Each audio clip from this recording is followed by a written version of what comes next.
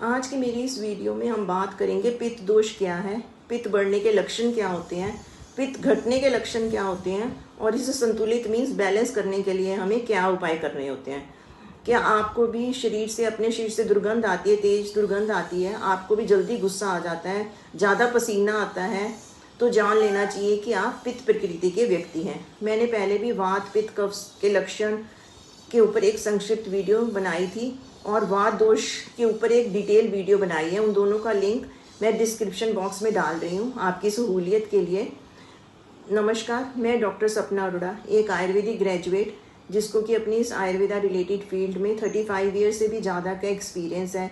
और हमारी company Ipsa labs के इरेज़र और एरोडेंट के नाम से स्किन केयर और ओरल केयर रेंज के प्रोडक्ट्स भी आते हैं और लाखों लोग इनको यूज़ करके इनका बेनिफिट भी ले रहे हैं। मैं आप सबका अपने इस आयुर्वेद चैनल में स्वागत करती हूँ। तो सबसे पहले हम बात करते हैं कि पित्त दोष क्या है। पित्त दोष जो है वो अग्नि और जल तत्व से मिलकर बना हुआ है। शरीर के टेम्परेचर को, पाचक अग्नि को पित्त ही कंट्रोल करता है। पित्त का बैलेंस होना अच्छी सेहत के लिए बहुत ज़रूरी है। पित्त का स्थान जो है वो शरीर में पेट और छोटी आंत यानी कि स्मॉल इंटेस्टाइन आयुर्वेद में बताया गया है। पित्त दोष के इम्बैलेंस हो जाने से इंडाइजेशन, एसिडिटी, डायरिया आदि प्रॉब्लम्स हो जाती हैं। इसके साथ साथ हमें उत्साह में कमी महसूस होने लग जाती है, साथ ही हार्ट और लंग्स में कफ जमा होने लग जाता है। पित्त के इम्बैलेंस से आयुर्वेद में करीब 40 बीमारियां हो सकती है, ऐसा बताया गया है। पित्त जो होता है वो एसिडिक होता है, अम्लीय होता है, कड़वा, चिकना और गर्म होता है। पित्त प्रकृति की विशेषताएं जो होती है वो उनकी शारीरिक विशेषताएं और स्वभाव की विशेषताओं से आसानी से पहचानी जा सकती हैं। शारीरिक समस्याओं की बात करें तो पित्त प्रकृति के लोग जो होते हैं वो उनकी हाइट जो होती है मीडियम होती है, रंग साफ होता है, पर उन पे तिल मस्से होना पित्त प्रकृति के लक्षण है। बाल जो होते हैं उनके समय से पहले ही सफ़ेद हो जाते हैं। मसल्स और बोन्स जो होती हैं वो सॉफ्टनेस लिए होती है। नाखून, आँखें, पैर के तलवे, हाथों की हथेलियाँ जो हल्के काले रंग की होती हैं। अब स्वभाव की विशेषताओं की बात करते हैं तो इन्हें जल्दी गुस्सा आ जाता है, किसी मुश्किल कंडीशन का सामना करना इनके लिए मुश्किल हो जाता है, नकारात्मक सोच से ग्रस्त होते हैं, मेंटल इलनेस इन लोगों को जल्दी पकड़ती है, इनकी याददाश्त जो होती है वो एवरेज होती है, आमतौर पर इनको जल्दी चीज़ें याद नहीं रहती हैं। पित्त दोष जो होता है बढ़ने के कारण क्या होते हैं? चटपटे मसालेदार भोजन का ज़्यादा सेवन करना, अधिक मात्रा में शराब का सेवन करना, ज़्यादा नॉनवेज भोजन का खाना, बिना भूख के ही या बिना समय के ही भोजन कर लेना, हमेशा मानसिक तनाव या गुस्से में रहना। आमतौर पर युवावस्था में वैसे भी पित्त जो होता है हमारा बढ़ा हुआ पाया जाता है। जाड़ों की शुरुआती मौसम में भी पित्त बढ़ जाता है। तो पित्त प्रकृति वाले जो युवा व्यक्ति होते हैं उनको ऊपर कहीं बताई गई बातों को या कारणों को ध्यान में रखते हुए पित्त को बैलेंस बनाए रखना चाहिए। पित्त दोष जो होता है कम होने के कारण क्या होते हैं? जैसे पित्त के बढ़ने से परेशानी होती है वैसे ही पित्त की कमी से भी शारीरिक समस्याएं पैदा हो सकती है, जैसे कि बॉडी का टेम्परेचर में कमी हो जाना, ज़्यादा ठंड का लगना, फेस पे डलनेस आ जाना। तो ऐसे में ऐसे आहार का हमें सेवन करना चाहिए जो पित्त को बढ़ाता हो। ऐसे आहार का सेवन करें जिसमें अग्नि तत्व अधिक हो।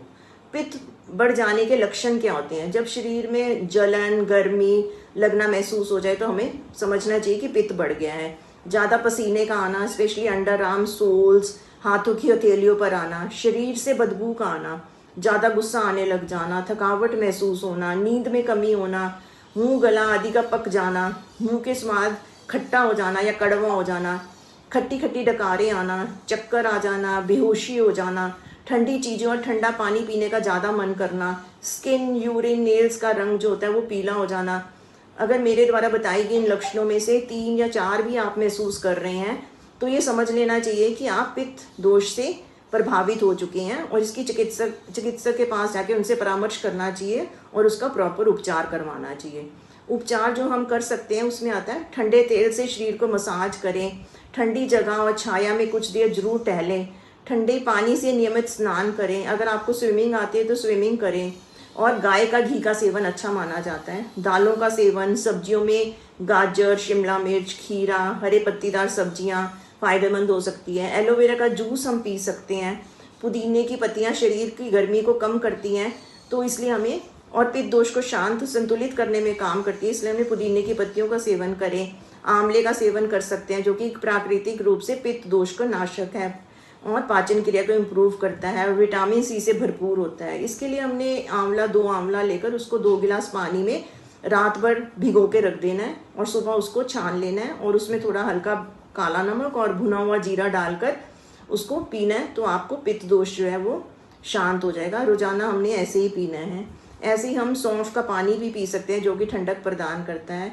उसमें हम अगर इसके साथ साथ हम अगर हनी और नींबू डालकर वैसे पानी पिएंगे तो वो भी हमारी डाइजेशन को इम्प्रूव करेगा। शीतल पेय में आता है जैसे कि धनिया का पानी, 1 चम्मच धनिया बीज लेकर 1 गिलास पानी में रात भर भिगो देना है, सुबह छान लेना है। खाली पेट इसका सेवन करेंगे तो पित्त दोष में आराम मिलेगा।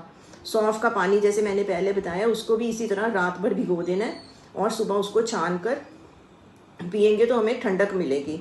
इसी तरह हम शतावरी पाउडर 1 चम्मच लेकर उसको गुनगुने दूध के साथ रात को लेंगे तो पित्त शांत जो होता है, पित्त भी शांत हो जाएगा और साथ में हमारी हार्मोनल हेल्थ भी ठीक रहेगी। मुल्तानी मिट्टी में थोड़ा सा गुलाब जल, चंदन डालकर पैक बनाए, हफ्ते में 2 बार फेस पे लगाएंगे तो हमें फेस पर एक्ने, पिंपल या जो इन्फ्लामेशन हो रही है वो भी ठीक हो जाएगी। हम नारियल पानी का सेवन कर सकते हैं, वाटरमेलन जूस, मस्क मेलन का भी सेवन अच्छा रहता है। अनुलोम विलोम प्राणायाम का अभ्यास करें और योग और ध्यान पित्त से जुड़े तनाव और भावनात्मक असंतुलन को कम करता है। और खाने में कुछ चीज़ें ऐसी भी होती हैं जो जिनका सेवन जो होता है पित्त दोष को बढ़ाता है, इसलिए पित्त प्रकृति वालों को इनका परहेज करना चाहिए। वो कौन सी चीज़ें हैं? तिल या सरसों का तेल जो है वो नहीं खाना चाहिए। काजू, मूंगफली, अखरोट और बिना छिले हुए बादाम का सेवन ना करें। शराब का सेवन ना करें। टमाटर, संतरे का जूस ना पिएं। कच्चा टमाटर या मूली ना खाएं।